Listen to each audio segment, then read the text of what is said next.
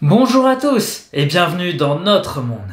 Situé aux portes de l'Himalaya, le Pakistan est en 2021 plus que jamais au centre de la géopolitique asiatique.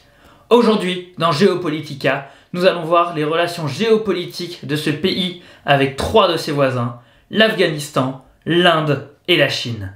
Allez, générique!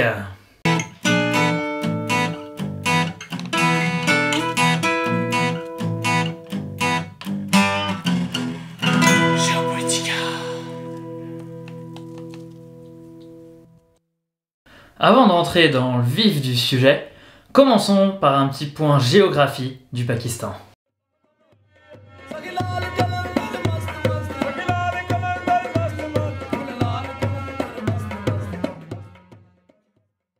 La République islamiste du Pakistan est un pays d'Asie du Sud d'un peu moins de 800 000 km². Il possède des frontières communes avec l'Iran sur 900 km à l'ouest-sud-ouest, l'Afghanistan sur 2400 km au nord-ouest et au nord, la Chine sur 520 km au nord-est et l'Inde sur 2900 km sur toute la côte est-sud-est. La côte sud est quant à elle bordée par la mer d'Arabie avec 1500 km de littoral. Le relief du pays est formé de hauts sommets dans le nord, dont le mont K2, qui avec ses 8611 mètres d'altitude est le deuxième point le plus culminant du monde, de montagnes arides à l'ouest, d'un plateau inhospitalier dans le sud-ouest, du désert du Choristan dans le sud-est et de plaines alluviales affrétées à l'agriculture un peu partout ailleurs. Le pays de 200 millions d'habitants était peuplé à 96% de musulmans lors du dernier recensement en 2010, ce qui en fait le deuxième plus grand pays musulman en nombre d'habitants, derrière l'Indonésie. Rentrons maintenant dans le vif du sujet et analysons ensemble les enjeux géopolitiques du Pakistan avec ses voisins, en commençant par l'Afghanistan.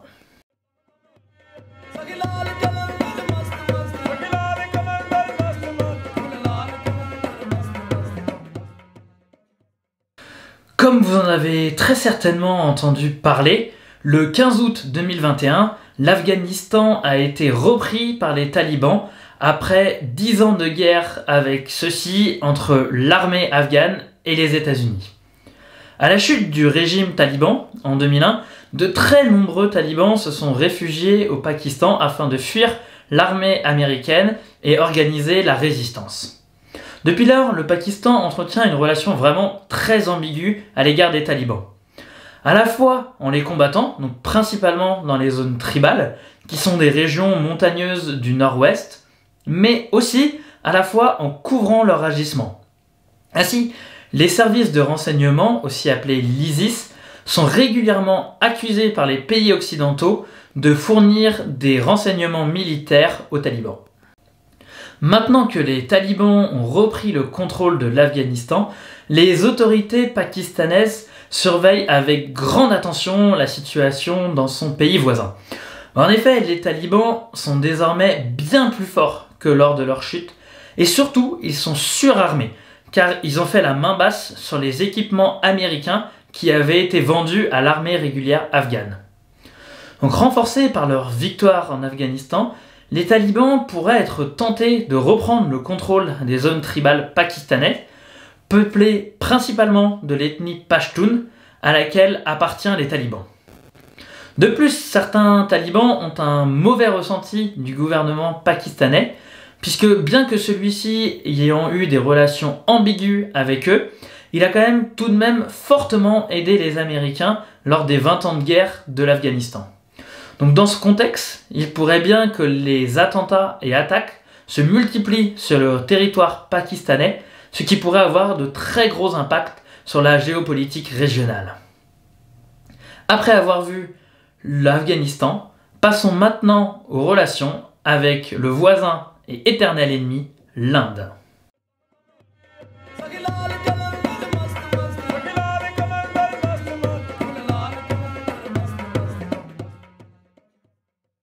Depuis l'indépendance de l'Inde et du Pakistan en 1947, les deux pays sont en conflit perpétuel. Bon déjà, pour rappel, les deux pays faisaient tous les deux partie de l'Inde britannique qui était colonisée depuis le XVIIIe siècle par les Anglais. Lors de l'indépendance du pays, il a été décidé de créer deux États.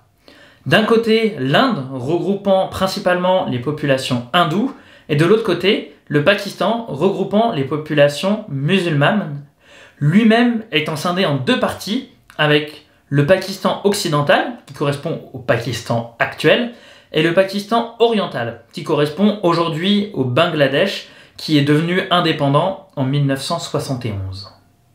À la suite de cette scission en deux pays, des millions de personnes sont poussées à l'exil. Ainsi, les hindous qui se trouvaient du côté pakistanais fuient vers la Nouvelle-Inde et les musulmans du côté indien fuient vers le Pakistan.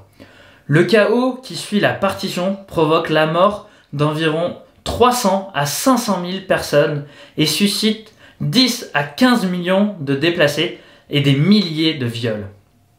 Sur une population d'environ 400 millions d'habitants, un habitant sur 10 fut ainsi tué.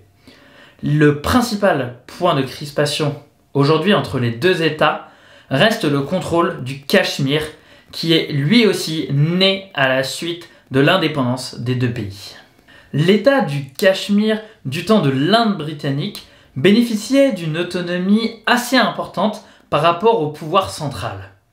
Celui-ci était situé dans les zones séparant les nouveaux pays qui venaient d'être créés, que sont l'Inde et le Pakistan.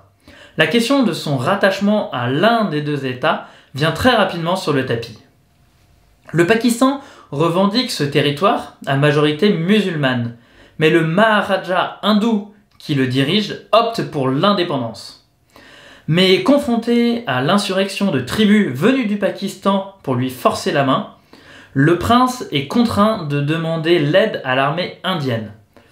En contrepartie de son aide, il s'engage à rattacher son royaume à l'Union indienne en dépit d'une population majoritairement musulmane. C'est dans ces circonstances qu'éclate la première guerre indo-pakistanaise. Elle durera 12 mois. Celle-ci aboutira de facto à la division du Cachemire en deux parties. Néanmoins, deux autres guerres ont eu lieu entre l'Inde et le Pakistan pour le contrôle du Cachemire en 1965 et 1971. Bien que le territoire représente un enjeu confessionnel pour le Pakistan, puisque je le rappelle, la région est principalement peuplée de musulmans, le vrai enjeu géopolitique de la région est le contrôle des fleuves en provenance de l'Himalaya. En effet, de nombreux fleuves prenant leur source en Himalaya passent par le Cachemire avant de continuer vers l'Inde et le Pakistan. C'est notamment le cas du grand fleuve Indus qui prend sa source au Tibet, passe par la région du Cachemire avant de descendre tout le long du Pakistan et de se jeter dans la mer d'Oman.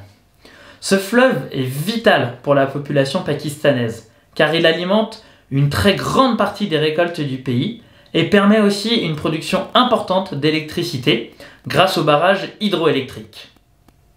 En 2021, la tension autour du Cachemire reste très très forte entre les deux pays. Or, je le rappelle, les deux pays possèdent tous les deux l'arme nucléaire. Par ailleurs, l'Inde voit d'un très mauvais œil la prise de pouvoir des talibans en Afghanistan. En effet, les autorités redoutent que l'Afghanistan redevienne une base arrière des groupes terroristes qui iraient s'entraîner dans le pays afin de pouvoir commettre des attentats au Cachemire indien.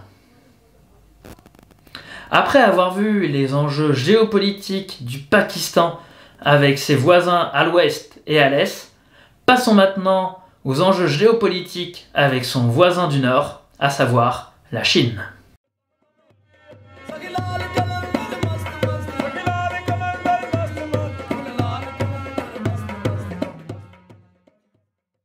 Contrairement aux autres de ses voisins, le Pakistan entretient de bonnes relations avec la Chine, surtout ces dernières années. Déjà, historiquement, les deux pays entretiennent de très bonnes relations, puisqu'à la suite de la guerre civile chinoise, le Pakistan sera le premier pays musulman à reconnaître l'autorité de la République populaire de Chine comme seule représentante légitime de la Chine. À la suite de ça, l'accord sino-pakistanais de 1963 permet aux deux pays de régler leurs litiges frontaliers et la vallée du Chagam dans le Cachemire est cédée à la Chine. Parce que oui, en plus du conflit indo-pakistanais pour le contrôle du Cachemire, il y a aussi la Chine qui vient jouer les troubles faits dans cette région, puisqu'elle possède un bout du Cachemire tout au nord de celle-ci. Par le contrôle d'un bout du Cachemire, la Chine assure entre 75 et 80% de la production mondiale de laine comme de vêtements de Cachemire, qui sont très célèbres pour leur douceur et leur légèreté. Cela représente un chiffre d'affaires d'environ 624 millions d'euros par an. Si la question du Cachemire a été réglée entre la Chine et le Pakistan, il en est tout autre entre la Chine et l'Inde. Ainsi, en juin 2020, les soldats des deux pays se sont livrés une bataille à plus de 4200 mètres d'altitude pendant toute une nuit. À la suite de ces affrontements, on dénombrait une vingtaine de morts du côté indien et environ une quarantaine de morts du côté chinois. Ainsi, à l'instar du dicton « l'ennemi de mon ennemi est mon ami », la Chine et le Pakistan se sont encore plus rapprochés car ils ont un ennemi commun, l'Inde. La Chine et le Pakistan se sont aussi grandement rapprochés à partir de 2015 et la signature du traité sur le corridor économique sino-pakistanais. Ce projet de financement par la Chine d'environ 62 milliards de dollars a pour but d'améliorer les infrastructures pakistanaises. Ce projet prévoit ainsi la rénovation de ports, la construction d'autoroutes et de lignes de chemin de fer, partant du Xinjiang chinois jusqu'au port de Karachi et Gwadar. Pour le Pakistan, ce méga projet est l'opportunité de renouveler ses infrastructures qui étaient, il faut le dire, très vieillissantes et donc de pouvoir développer son économie. Pour la Chine, ce projet vise principalement à désenclaver la région du Xinjiang qui se trouve physiquement très loin des ports chinois, comme vous pouvez le voir sur cette carte. Je pense que d'ailleurs, on fera un jour une vidéo spécifique au Xinjiang, puisque c'est une région qui aujourd'hui est au cœur de la géopolitique chinoise. Pour conclure cette vidéo, on peut dire que le Pakistan en 2021 se trouve réellement à la croisée des chemins entre d'un côté un espoir de croissance grâce aux investissements chinois et d'un autre côté la crainte de violence avec ses voisins afghans et indiens. En tout cas, une chose est sûre, il est très probable qu'on entende parler du Pakistan aux infos dans les mois et années à venir. Merci à tous d'avoir regardé cette vidéo. Comme d'habitude, n'hésitez pas à vous abonner à la chaîne, à laisser des commentaires. C'est gratuit pour vous et puis pour moi, ça augmente ma visibilité. Allez, ciao!